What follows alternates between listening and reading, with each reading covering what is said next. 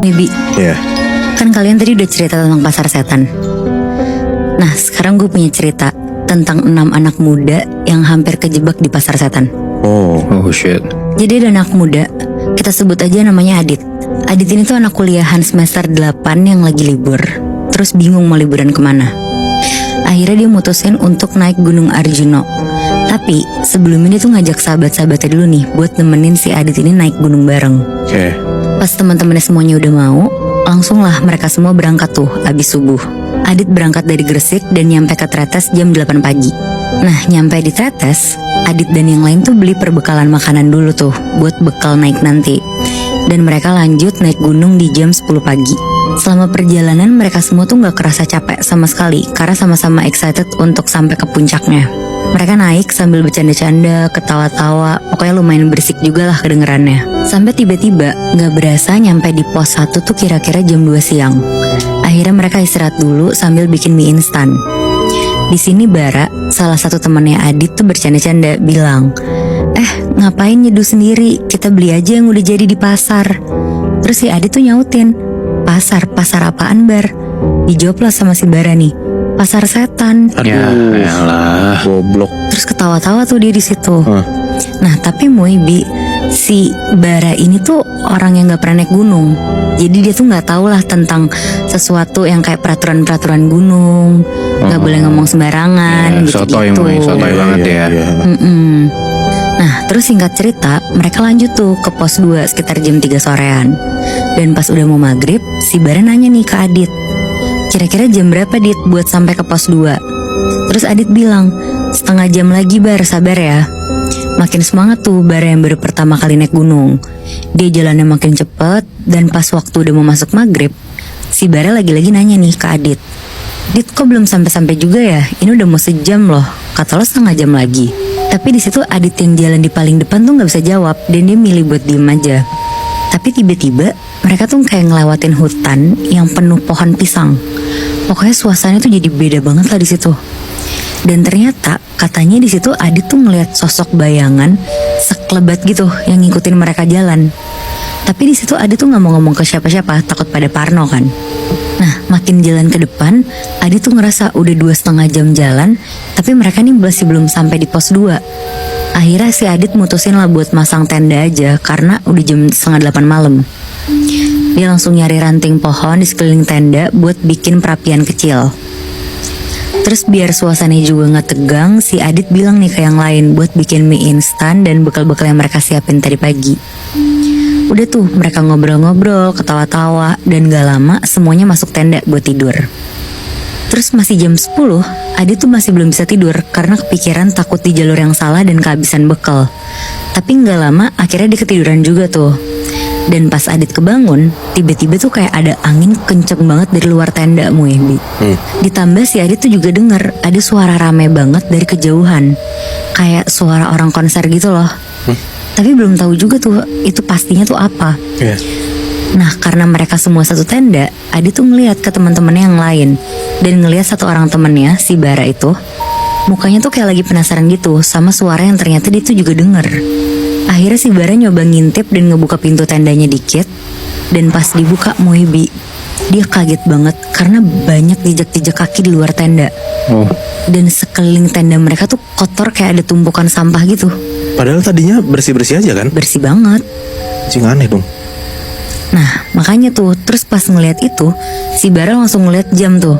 Dan pas dia ngeliat, ternyata itu tuh jam 3 pagi. Nah karena si Bara aus banget, dia mau ngambil minum, tapi pas dicek tuh ternyata persediaan air mereka tinggal dikit. Jadi si Bara mikir, tadi dia tuh ingat kayak ngeliat sumber air gitu di belakang tenda mereka. Akhirnya langsung tuh Bara jalan sendirian, cuma bermodalkan senter dan botol air yang gede banget buat diisi. Terus akhirnya dia jalan lah. Dan pas dia lagi jalan, tiba-tiba dia tuh kayak ngeliat keramaian gitu loh dari jauh. Terus si Bara tuh langsung lah nyamperin ke arah keramaian itu. Terus pas dia sampai di sana, Bara tuh ngeliat banyak orang jalan, tapi mukanya tuh pucet semua. Di jam 3 pagi itu. Di jam 3 pagi itu, Bi. Gak masalah dia jalan sendirian, Bi, anjir. Itu dia. Iya, berani banget kan. Di situ Bara tuh ditawarin sama salah satu pedagang di situ buat beli jaket karena emang udaranya juga lagi dingin. Tempatnya tuh kayak tempat pasar-pasar tradisional gitulah ya. Terus abis itu tuh banyak orang dan banyak juga yang jualan. Kondisinya kayak gitu. Terus akhirnya si Bara nih beli salah satu jaket di penjual itu. Terus langsung lah balik ke tenda buat mau ngasih tau temen-temennya nih kalau ada yang jual jaket. Pas si Bara ngasih tahu tentang keberadaan pasar itu, temen-temennya tuh karena penasaran semuanya langsung ninggalin tenda tuh buat ngecek. Termasuk si Adit juga Muibi. Oke.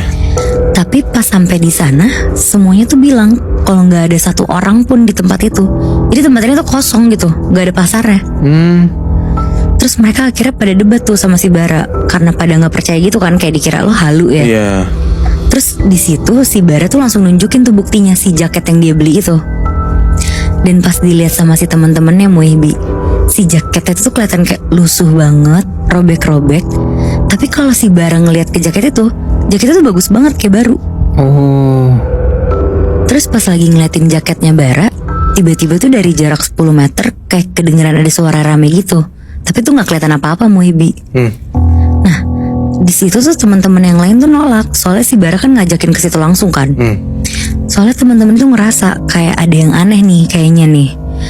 Akhirnya yang lain sama Bara mutusin buat balik ke tenda dan nyoba untuk ngelanjutin tidur mereka.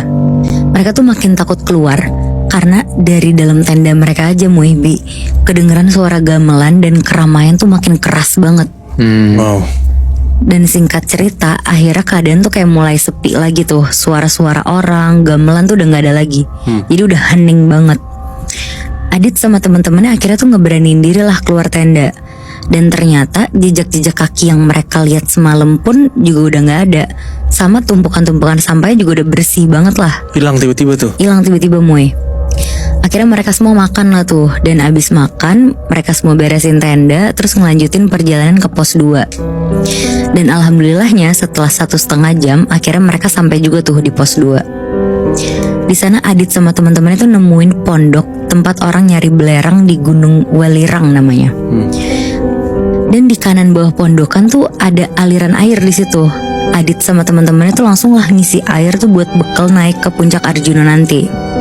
Terus sekitar jam 8 malam mereka ngelanjutin perjalanan mereka semua tuh. Terus semua barang bawaan mereka ditinggalin lah di pondok itu. Pokoknya yang mereka bawa tuh cuma air sama makanan ringan doang. Nah sejam perjalanan berlalu mereka tuh kaget karena mereka tuh ngeliat kayak ada banyak titik api. Dan ternyata tempat mereka jalan ini tuh kayak bekas kebakar gitu. Oh. Terus banyak juga pohon tumbang dan ada bara-bara api juga tuh di pepohonan yang kayak masih nyala gitu, apinya kecil-kecil gitu. Berarti kayak habis kebakaran gitu tempatnya. Iya benar Moy. Oh. Nah terus si Adit ngeliat kayak ada tali warna-warni yang kayak keikat gitu di rumput-rumput gitu, tapi nggak kebakar. Si Adit tuh ngiranya di situ pasti ini tanda buat pendaki biar pada nggak kesasar gitu loh. Akhirnya si Adit tuh jalan lurus aja tuh ngikutin tali itu. Terus dia belok kanan, agak turunan gitu jalannya. Terus dia nemuin kayak rerumputan tapi luas banget gitu. Kalau gak salah sih namanya ini tuh Lembah Kidang. Terus dia lanjutin perjalanannya. 2,5 jam kemudian akhirnya si Adit tuh nemuin jalan tanjakan, tapi medannya tuh kayak bebatuan terjal gitu loh Muibi. Dan disinilah puncak dari Gunung Arjuna itu udah kelihatan. Oke. Terus mereka tuh kayak bisa ngeliat lah pemandangan gunung kembar gitu-gitu. Kayak udah nyampe nih di puncak. Ya. Akhirnya semuanya tuh kayak istirahat dulu, minum, makan snack. Terus gak kerasa si air, persediaan airnya tuh udah menipis. Akhirnya sekitar sejam mereka di puncak, mereka tuh kayak bingung gitu. Kok cuma mereka ya yang ada di puncak Gunung Arjuna? Padahal pas di bawah tadi si Adit tuh ngeliat di buku daftar pendaki kalau ada 13 orang yang ikutan naik juga. Jadi kayak bingung sisanya kemana nih. Akhirnya sekitar jam 3 sore Adit sama teman-temannya turun lah ke bawah. Mereka mulai ngerasa capek tuh. Teman-teman yang lainnya juga udah pada mulai berhenti dan kayak duduk di batu-batuan gitu karena udah kecapean banget. Akhirnya mereka mutusin buat nyoba jalan pelan-pelan aja. Tapi di situ Adit tuh kayak ngerasa aneh gitu. Mereka kan berenam ya total.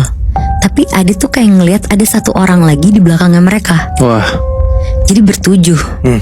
Tapi pas si Adit negesin matanya lagi, ternyata dia tuh kayak cuma salah lihat doang. Tetap berenam. Oke. Nah lanjut kayak hari udah mulai gelap, mereka cepet-cepet tuh ambil barang-barang mereka di pondokan tadi. Terus langsunglah jalan menuju pos 1. Di pos 1 mereka ketemu sama perempuan kira-kira umurnya tuh 20 tahunan, sendirian. Perempuan itu kayak pakai celana olahraga sama jaket gitu. Terus pas Adit nyamperin perempuan ini dan nanya dia siapa, dia bilang kalau dia tuh anak pemilik kedai pos 1 yang lagi nunggu ibunya yang masih jalan di bawah. Tapi Adit sama teman-temannya tuh nggak ngerasa curiga apa-apa. Terus langsung lah lanjut ngisi air lagi di pos 1. Setelah semua botol keisi penuh, mereka lanjut lagi tuh ke perjalanan. Buat turun kan? Buat turun. Tapi Muibi, sebelum jalan turun, Bara tuh nanya ke perempuan ini, kayak mau ditemenin gak sampai ibunya datang. Tapi dijawab nih sama si perempuannya, iya gak apa-apa kalau mau nemenin. Terus akhirnya ditemenin lah sama mereka semua. Dan kira-kira kayak udah jam 8 malam, ibunya ini masih belum muncul juga. Buset. Si Bara nanyain lah ke perempuan ini, kok gak datang-datang ibunya. Tapi si perempuan ini tuh anehnya ngeliatnya ke arah bawah doang loh, sambil duduk di meja makan gitu. Kayak bener-bener nunduk doang aja. Terus si Bara ngomong nih ke teman-teman yang lain, ini mah gak beres nih, udah kita jalan aja ke bawah, kita tinggalin aja. Terus akhirnya semuanya bener-bener ninggalin si perempuan ini. Mereka semua tuh jalan lah lanjut ke bawah. Kayak kira-kira udah sejam. Mereka tuh masih gak ketemu ibu yang dimaksud dari perempuan yang tadi loh. Jadi ibu ini tuh bener-bener gak ada. Padahal si cewek ini bilang kalau ibunya tuh ada di bawah ya. Iya, udah jalan ke arah sana. Oke. Nah, karena mereka semua udah kecapean, akhirnya mereka mutusin untuk istirahat sebentar. Apalagi si Adit tuh yang emang ada penyakit asam lambung, Moy, Bi. Oh, dia ada sakit asam lambung? Ada, Moy. Duh, gak enak banget gitu. Iya, jadi ternyata si Adit tuh dari tadi nahan-nahan sakit perutnya itu. Karena tuh udah ngerasa kayak melilit banget. Akhirnya si Adit sama teman-teman yang lain makan sisa cemilan yang masih ada tuh. Karena dia tuh takut kalau asam lambungnya naik, jadi nyusahin teman-teman yang lain kan. Bener. Pas lagi istirahat itu, tiba-tiba Adit dan teman-temannya tuh ngedenger suara gending kayak pengiring sinden Jawa gitu. Tapi dengarnya tuh kayak dari kejauhan gitu. Padahal ini tuh jauh dari pemukiman warga. Akhirnya karena takut mereka bergegas tuh buat langsung turun. Dan kali ini langkah kaki mereka tuh dipercepat lagi. Akhirnya 1,5 jam kemudian mereka sampai juga nih di bawah, di base camp pendaftaran. Oke. Terus akhirnya si Bara langsung nih Moibi nyeritain kejadian di pos 1 tadi ke penjaga campnya. Dan mereka tuh kaget banget karena katanya si penjaganya ini gak ada seorang perempuan dan seorang ibu yang mendaki. Dan anehnya lagi, kedai di pos 1 itu tuh udah lama gak dibuka. Gak tahu kemana pemiliknya. Oh shit. Nah si Bara juga nyeritain tuh kejadian beli jaket dan ngelihat orang banyak kayak pasar gitu. Terus si penjaga campnya ini tuh juga bilang, untung mereka tuh buru-buru ke tenda semuanya dan tetap di dalam tenda. Kalau kelamaan di sana, katanya nggak tahu lagi deh bakal jadi kayak gimana. Wah anjir. Gak, masalahnya kalau misalnya mungkin ya, kalau misalnya yang dicerita lo tuh semua pergi, bakal kayak cerita gue sama si Abi, Nat. Iya betul. Yang nyangkut ke pasar setan kan, Bi? Iya benar sih.